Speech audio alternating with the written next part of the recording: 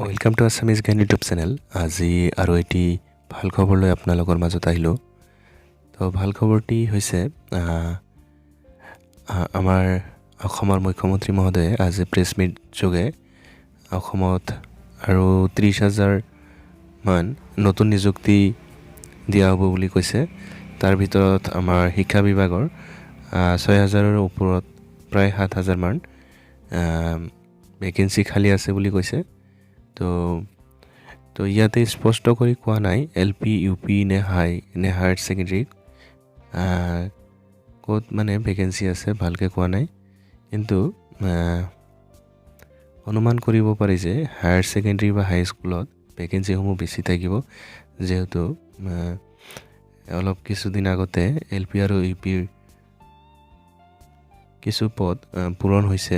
অকল BTR বাহিৰে বাকী ডিষ্ট্ৰিক্টবিলাকত ভালেখিনি পূৰণ হৈছে আৰু এমালগেমেশ্যন হওক বা ৰেচনেলাইজেশ্যন হওক দুয়োটা পদ্ধতিৰে ৰদবদল কৰা হৈ আছে। আৰু যি স্কুলসমূহত শিক্ষক কম আছে, ছাত্ৰ বেছি আছে, সেই স্কুলত ৰেচনেলাইজেশ্যনৰ থ্ৰুদি শিক্ষক বদলীকৰণ কৰি স্কুলৰ যি শিক্ষকৰ অভাৱ আছিল কিছু হ'লেও দূৰ কৰাৰ চেষ্টা কৰি আছে।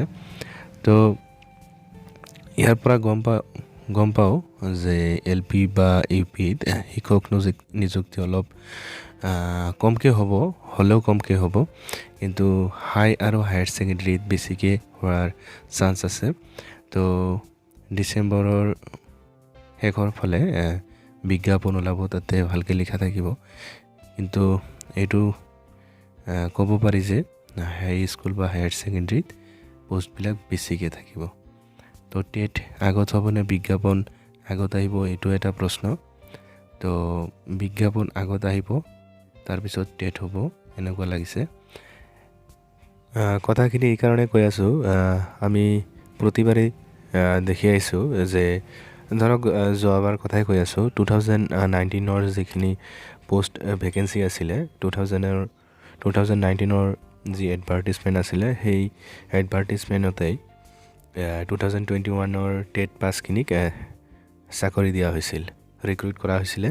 তো ইয়াৰ পৰা এইটো গম পোৱা যায় যে 2022ৰ ডিচেম্বৰ মাহত যি বিজ্ঞাপন ওলাব, তাৰপিছত টেট পাতি হ'লেও সেই বিজ্ঞাপনত নতুনখিনিকো সোমোৱাই দিব পাৰে।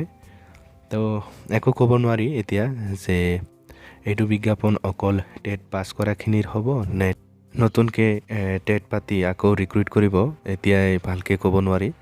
তো কি হয় চাওঁ। ভিডিঅ'টি চোৱাৰ বাবে বহুত বহুত ধন্যবাদ।